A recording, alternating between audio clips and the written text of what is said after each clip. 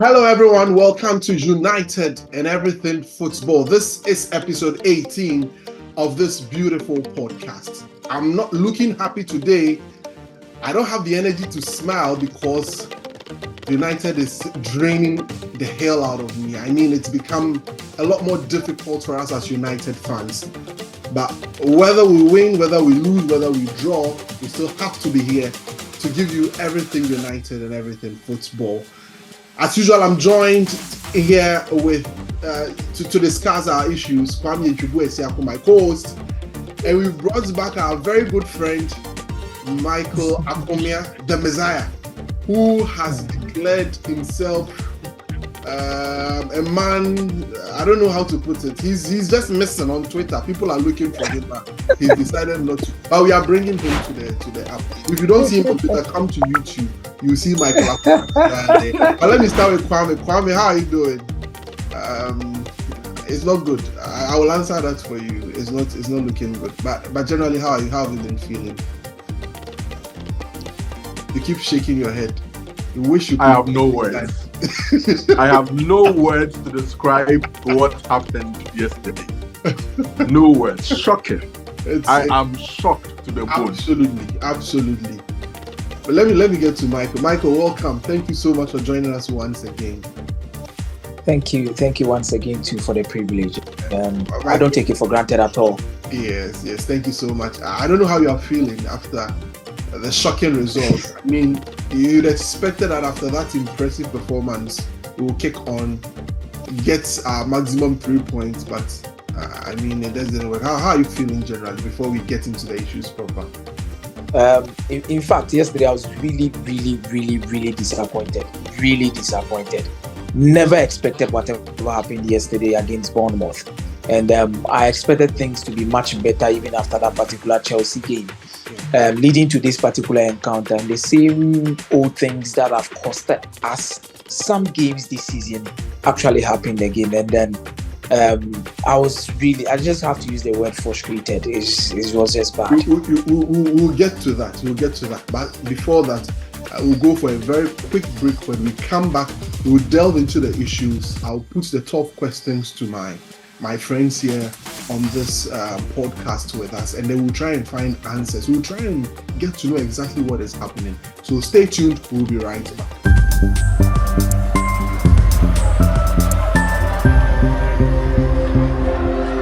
Thank you very much for sticking and staying with us. Remember to, as usual, hit the subscribe button if you are new. If you have always been here and you've not hit the subscribe button, please, this is an opportunity to do it. I'm reminding you, yes, just go down there. You see that bell there. Just hit that subscribe button and then hit the notification bell as well. Anytime a new episode comes out, you get the opportunity to watch this beautiful podcast. I tell you, we've been bringing a lot of, very, very distinguished personalities on this show to just look at everything United. Very soon, we'll be getting to everything football. We'll get to that and all of that. But let's delve straight to the game we played yesterday against Bournemouth. A very disappointing result for Manchester United. I'm not sure any United fan. I mean, we know that things are not too rosy. But, I mean, in a moment where you feel you are shocked, this shock will shock you because it wasn't a result we actually really expected. Let me start with Kwame. We were all very disappointed. I mean, at some point when it was 1-0 and we're fighting and expecting to get back into the game, I just had this feeling that this is where we're going to get the second goal. Then from nowhere, I think it was from the corner, and then that was it. The second goal had just gone in, and then we had to find ways to get back, just like the Forest game. And before we could say Jack, the third goal had gone inside. There and there, we were all deflated. How are you feeling? Kwame, what really went wrong in your opinion? Before I even get into the game, Bournemouth had never won at Old Trafford before, ever. They had never registered a win in Old Trafford in the Premier League.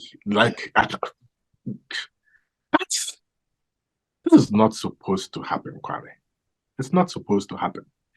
I did not have a problem with the selection. I think the selection was fine. He rewarded players for the performance that they put up.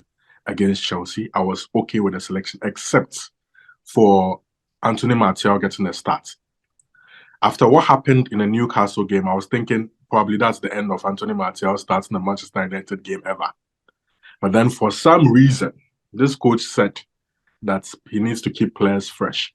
I was thinking that Højlund has not had a Premier League goal, and playing against Bournemouth presented a very good opportunity for him to, get started in the Premier League. But then he chose to go with somebody who's supposed to be an experienced player leading a line, but doesn't show any more experience, doesn't have any more drive or any more motivation in him, in the Frenchman. And he was rightly booed off at halftime. In the second half of the game when he was substituted. Teams are killing us in transition, and we don't seem to remedy the problem. Even against Chelsea, I think we saw that. It's just that Chelsea did not finish off a couple of chances that they were supposed to. But then against weaker opposition, the weaker opponents actually finished off their chances and punished us for the mistakes that we keep on making throughout the season. It's clear that the approach this season isn't working. Tactically, we've tried to kick on into something that is basically, we've gone into the territory of the unknown in terms of what Erik ten Hag is trying to do with this team. And it keeps on exposing us. Teams keep on exploiting us. We keep on giving up a lot of chances despite creating a lot of chances. We are playing basketball football. That's what we are doing. We are just this end-to-end stuff every single game. And if we are not going to control football matches better, we are just as likely to lose games as we are going to win games. That is why if you look at our results in the league, we don't do draws. There are no in-betweeners. Yes. It's either we are winning or we are losing. Yes. And it's just pathetic. It's unacceptable. Akobia, let me get to you. In your estimation, I mean, let's just take to Ten Hag and his team. What is the problem? Listen.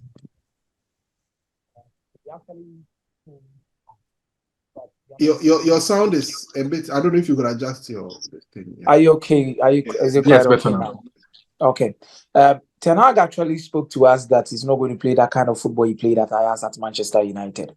That is one key factor. Then he defined what he wanted to do. That means brave, dynamic, and proactive football. Brave, dynamic, and proactive football. Definitely, we need to change according to how opponents set up. We need to be distinct according to how we put in our structures against opponents doing mid-games, and be brave enough to take risk.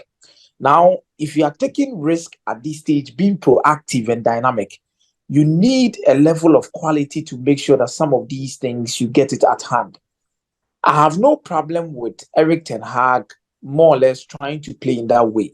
But my problem is you need to understand the strength of your team. You need to understand the quality that you have in your team. Then try to be dynamic against an opponent which you feel might have loopholes against you. Definitely playing against teams like Bournemouth. If it was like last season, I think we are going to start Eriksen, then have Bruno Fernandes and Casemiro in that particular midfield. Now with injuries, you have Amrabat, you have Scott McTominay, and you have Bruno Fernandes. What Eriksen gives you is he drops deep, try and pick up the ball from the first phases, try and initiate one or two attacks, get closer to the penalty box, and also create enough in that particular area to help Bruno Fernandes. But what does Scott McTominay give you in that particular same role as Eriksen and Casemiro were playing? Scott McTominay won't drop deep to come and help build from the first phase. In the second phase, when you need to control the game, Scott McTominay is not going to give you that quality. The only quality you get from Scott McTominay is scoring or getting him closer to the penalty box, where he gets into the late trans into the penalty box and gets a goal. And whenever there is a counter attack or that particular ball does not score, transitions in terms of coming back, trying to help the defensive midfielder is one key problem where I feel Scott McTominay cannot come back, recover so well, and try and help our defensive midfielders, which leaves a big hole in that particular midfield. I can say that if you have certain kind of players, this particular tactics can really work for you. What kind of players can make this tactics work? When you have a player in the profile of N'Golo Kante, where he can run up the field, try and be where at any moment, at any time, try and sniff around troubles and be there in pocket spaces to get the balls, you can be playing such kind of football because you can trust him. But you don't have an N'Golo Kante in your team. You don't have a Casemiro back in your team. You have Amrabat, you have Scott McTominay, and you have Bruno Fernandes. You should understand their strength. You should understand what they can give you. We've always known Scott McTominay to thrive as a typical number 10 or more or less in a double pivot where he does not move in as a typical box-to-box midfielder, like McFred, where we have Fred and Scott McTominay sitting as a double pivot in the base. But pushing him in a 4-1-4-1 formation, whenever the team is in transition or the team is in attack, I believe it is a bad experiment that Erik ten Hag is trying to do. And he's one particular stubborn coach where, personally, I feel there are some things he needs to understand if he wants to be dynamic, proactive, and be brave. I don't have any problem with what we want to do. But my only problem lies with if you are dynamic, then understand your players and change according to how you face different opponents and we will get in results. Kwame, Acuna has really, to be very honest, if you listen to every United fan analyze the team, everyone seemed to be getting what the problem is, except one man, Ten Hag himself. It's either he gets it and doesn't want to change, or he wants to persist. I find it very strange because he seemed to believe he has a lot of time. He seemed to believe the board is willing, or he's playing along the issues that's happening. I mean, because there is a bit of uncertainty as to who takes over the football reins and at what point in time and all of that. So certain decisions will not be made pending the ratification of Sir Jim Ratcliffe and his team having to take over the football. So he feels there is a bit of time so he could do whatever he wants, and there's a project and we are going in the right direction and all of that. I feel is getting into his head, thus making it very, very, very, making him very, very stubborn in not trying to adjust the structural deficiencies we are having. Clearly, we have an issue with personnel helping him play the kind of football he wants to play. And it's become very difficult for him. I've stopped asking the questions because myself, I have issues to address myself. That's why I am going in that direction. I feel because structurally we have a problem. You want to play 2-8-1-6. Last season you played a double pivot where the number 8, the other number 8 didn't move too far away from the team or from the structure that you had. But this time around, you have 2 number 8s moving forward. Now, when teams see the gaps that we've left behind, you have one player, the lone 6, having to cover a bigger distance or having a bigger space to, man. Now, before you realize, teams have already covered those spaces with their players. And the reason why I have issues with maybe we say Eriksen is not around or Casemiro is not around, we saw it in the first game against Wolves. They kept running through. Definitely. We saw it in the game against Tottenham Hotspur. They kept running through the midfield and we kept blaming Casemiro. Oh, Casemiro has lost form. Casemiro, forgetting that it's an instruction that has been given to Mason Mount and Bruno Fernandes at that time. What was working at that point? We were pressing high up. We could get the ball, but we weren't doing much.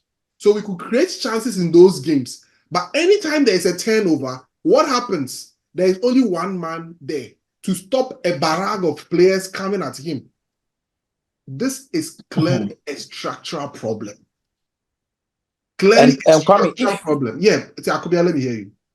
If I could come in a little bit, for example, at Ajax Amsterdam, you can talk about Edison Alvarez playing as the sole number 6. Then, Kwame, can you hear me well? I can hear you perfectly. I can hear you perfectly. Okay. Yes. Having Edison Alvarez as your number 6, then a double number 8 with Steven Berghuis and Ryan Gravenberch. Yeah. Now, it was the same structure, the same thing for Ajax in that particular long run. But there are pros and cons to this particular structure if you want to win. because you are taking risk. Yeah. If you can't score or take your chances, you don't take risk with that. Because it's a structure that will give you a lot of goals and you create a lot of chances. Yes. But definitely when one goes against you, you will concede, especially when you don't have center backs who are quick enough in transitions or a defensive midfielder that can cover a lot of grounds. Yes. So in this case, it might be the right structure for Manchester United to score a lot of goals and create a lot. As we started the season and we were not creating enough, it could help us create enough. Yeah. But the other aspect of it is, which personnel do we have that fit into this particular system that when we lose the ball or when we fail to even score and lose, these players could track back, try and cover grounds and make us win. So there lies the problem.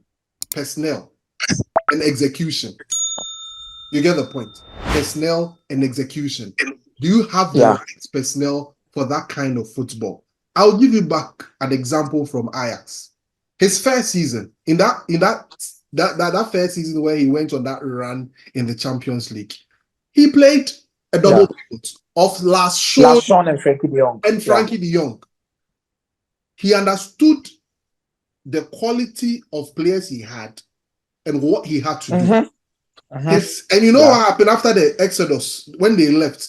He didn't do so well in the Champions League. I think after qualifying from the group stage, he was kicked out. I mean, they eventually went on to win the league. Yes, eventually went on to win the league, but they couldn't go as far as they did that season before because clearly he was adjusted. He had lost players, so it makes sense.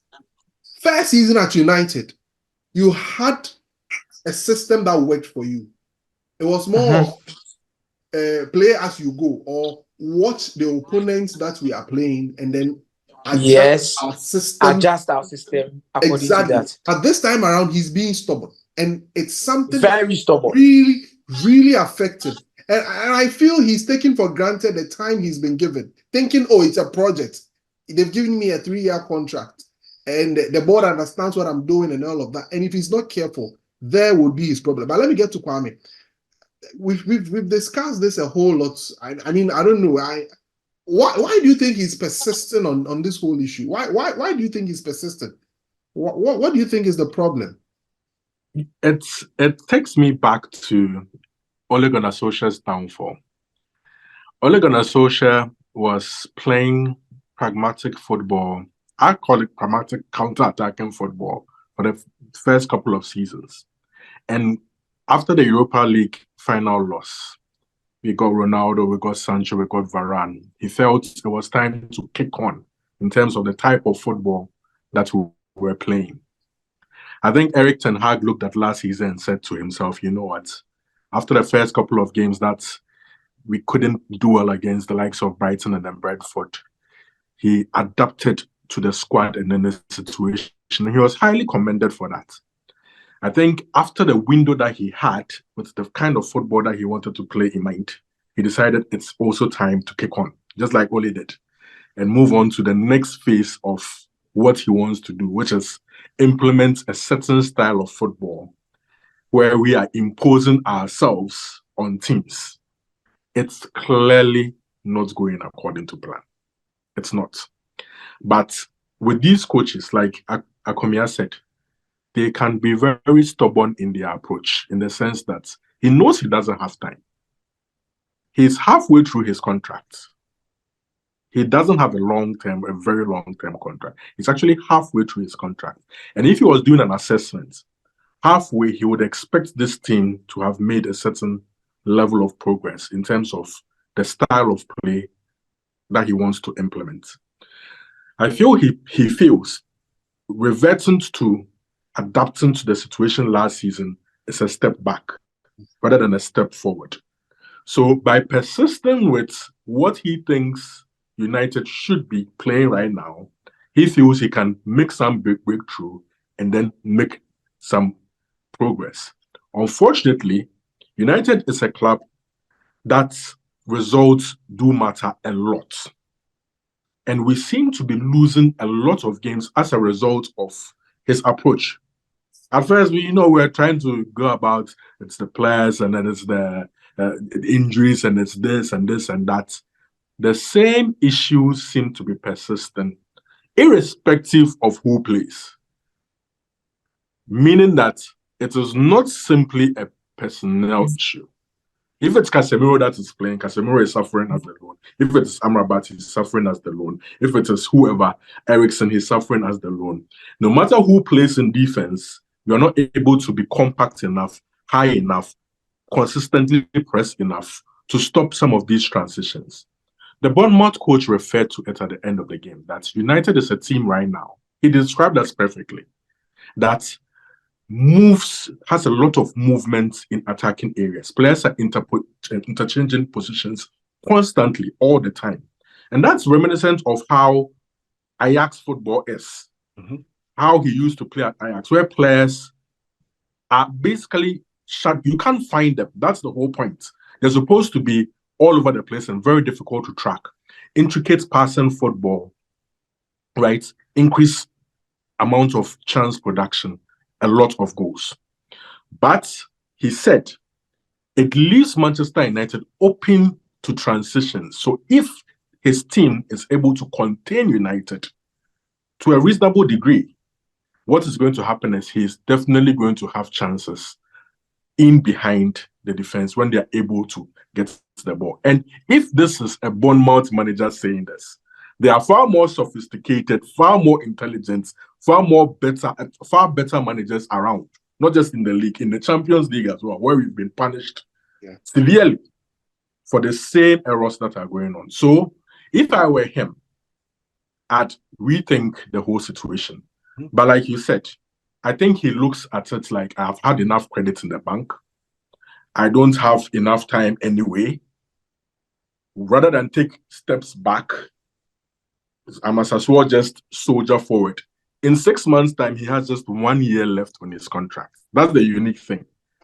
So it's either in 6 months, we go like, you know what, you can't continue, we compensate you for 1 year and you go, or he would have earned enough respect from the outcome of this season to even get a new contract.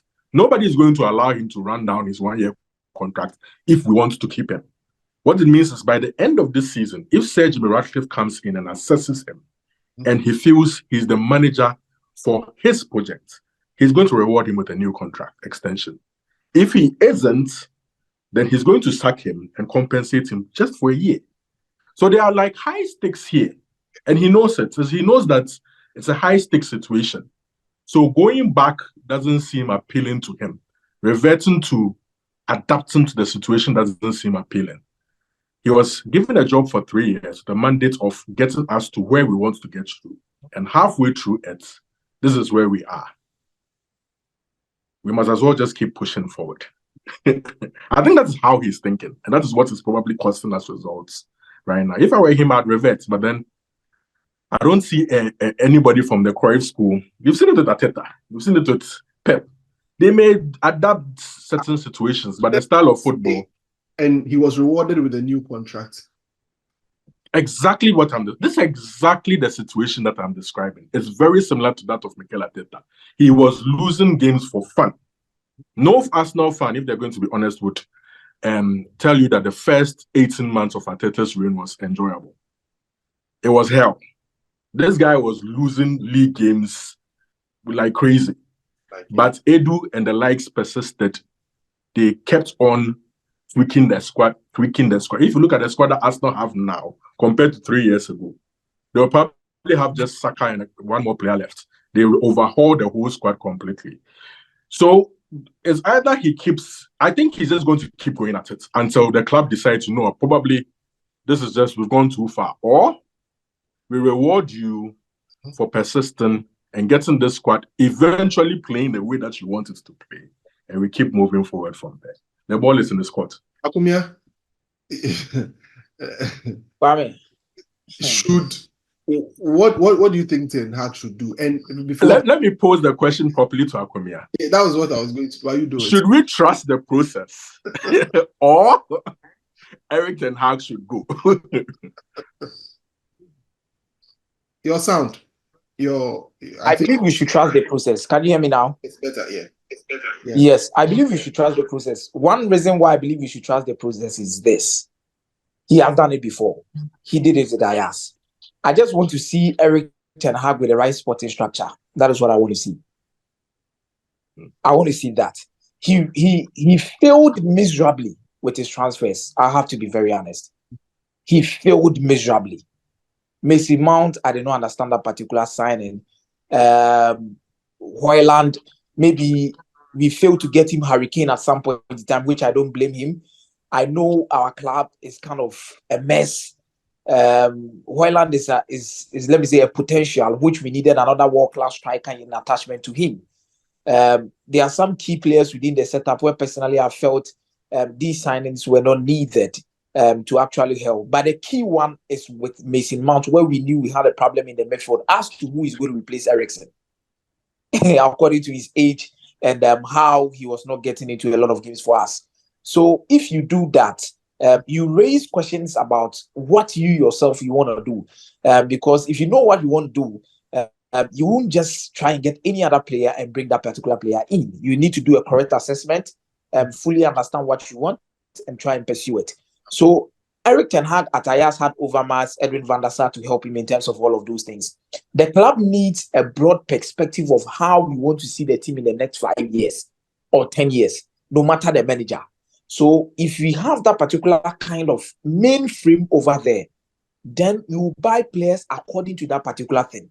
If the coach who is there currently buys into what the club wants to do as a project, who says no? He can continue. Ten Hag has done it before. I know he has built sites. I know he has built players. I know he has developed players. He has the track record. I just want him to be given a chance under Sir Jim Ratcliffe. I just want to see something under a good sporting directing team. I don't want any excuse in the future.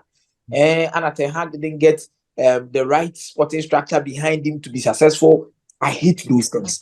I just want to leave no room for an excuse. No room for an excuse. So under Sir Jim, at least 6 months or even for the next year, let's clearly assess if he buys into the project, a proper sporting director to try and help him to get team players that will fit into the profile and the system, and let's see how things go. All right. Okay. So that's it with our inquest on Ten Hag and other things, but we still have the Bayern Munich game to look at in the next 7 minutes before we bring down the curtain for today. So yeah, Kwame. Just the last thing on it's basically to buttress what Akomia has said. People are saying fire the manager. But my problem right now is there are a lot of managers out there who are not stupid. They see the kind of situation that we are in. Forget about the football, forget about the person. I like that. They see everything that is happening in the background. If you go and put a proposal before Zinedine Zidane to come to Manchester United, he won't come. He won't come and put himself in this situation. The best managers who do care about their careers, right, want to even build on their careers, want to improve, want to win, would not want to walk into the situation that we currently find ourselves. It's a very, very difficult situation. For managers. Exactly. Yes. So my point is, it's almost like we are fools repeating the same mistake, expecting the same results. You bring in the best managers in the world. You can't tell me that Jose Mourinho was not great. LVG was not a good manager. Ten Hag is a bad manager. But if you come and put them in the same situation that they are in, they'll give us the new manager bounce that we like. The 12 months to 18 months of, yay, we are back, like Nanaba would say. But eventually, if the foundation is weak, all of them will crumble. Yeah. So, like Akomia is saying, now we are getting to the point where every manager has had the opportunity to sign players. Every manager has had the opportunity to do this and this and that. Get the right people in. If the manager fails under the right people, these people will be working in the interest of the club. The sporting director works in the interest of the club, CEO interest of the club. Sir Jim Ratcliffe interested in the football club excelling on the football pitch. If Eric Ten Hag under this kind of administration is still not doing great, vamos, out, leave. And then they bring in their own man to continue. I believe managers will do better under better administration than the one that we currently find ourselves in. So I'm also for the hold on until Calvary comes. Yeah. Once Calvary is in and this man does not improve or change his ways, then I think we'll all join in unison. It won't be Ten Hag out, Ten Hag in kind of thing. We'll all join in unison and go like, enough is enough. If he turns the corner door, Ten Hag army will rise. Anyway, so we'll be putting, as you can see from the background, there's a poll that we conducted on our Twitter page as to whether Ten Hag should stay or not. We'll be putting it there about, I mean, it's a split. It's not so clear. People are still caught in their mind. Should he stay? Should he go? Okay, all right. Let's see how it goes. So we'll be doing a lot of the polls on our Twitter handle at Man United Ball. Please remember, do very well to go there and then cast your votes. We'll be sharing it with you here on United and Everything Football. In 2 minutes, for 2 minutes, it shouldn't waste our time on Bayern Munich. I feel they should just come and score. We are last in the group, and then we stay home. I don't want any Europa League. Akubia, do you agree with me? I perfectly agree with you. And the funny aspect is, I don't know which Manchester United will turn up on Tuesday or Wednesday. That's a problem. I just don't know which Manchester United. Is it the Chelsea Manchester United or the Bournemouth? I just don't know. You don't know. or the Galatasaray Manchester United will turn up. You just can't predict. We are too inconsistent. But personally, I feel whatever happens on Tuesday, if Manchester United should lose, I'll be very happy, extremely happy. At least, let's play once a week. Yeah. Work on our team. Give players quite a rest. Quietly wait for those who are injured to come back. Then we have the FA Cup and the top 4 to push for. I just feel being last in the group and exiting from Europe is going to do us a little bit of help. But here lies the case that it's a commercial club. Yes. It's a commercial club. You have to play a competition. You have to play the world of competition. So much. I hate that competition so much. Kwame, what do we do on Tuesday? See, in typical Manchester United fashion, when all the chips are down, we win. We end up some way somehow beating Bayern Munich. But then I still feel that even if we do beat Bayern Munich, I don't see the other game in the group ending in a draw. Yeah. The odds of that happening are close to 0, in my opinion. Yeah. So I still feel we will not make it to the next stage of the Champions League. But beating Bayern Munich is still a possibility that will keep us in Europe. Unfortunately, I do buy into you guys saying we should not play in Europe. But there's another team in London, the Blue Boys, who play 1 game a week. But still. And there's still nothing. So that one, we keep on giving ourselves excuses and reasons to feel good about ourselves. I don't think that 1 game a week would change anything. Honestly, I don't. They exited the Carabao Cup. We are consoling ourselves with playing 1 game a week. In a row and all of that.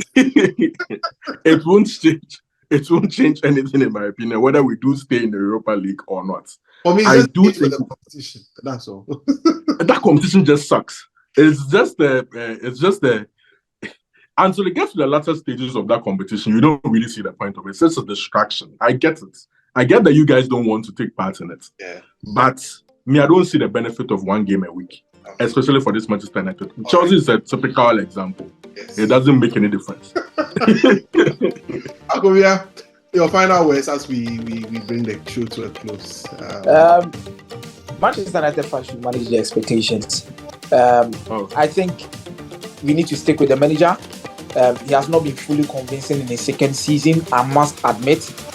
We are playing inconsistently. Looks like Akumia is having a bit of a challenge. It's phone calls. So yes. So Kwame, let's wrap it up. We have just about a minute to end our Zoom call. So Kwame, and I don't know what is wrong with it. Okay, Akubia, your final words in 30 seconds, please. I hope we beat Bayern and try and do a miracle against Liverpool. I don't know which Manchester United will turn up, but I'm begging them on Saturday.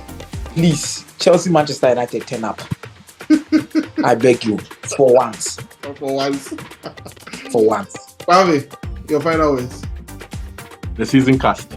The season cast. All right, thank you so much for joining us. Remember to hit the subscribe button and then hit the notification bell. We are grateful for having you on United and Everything Football. We will see you another time. Have a great time.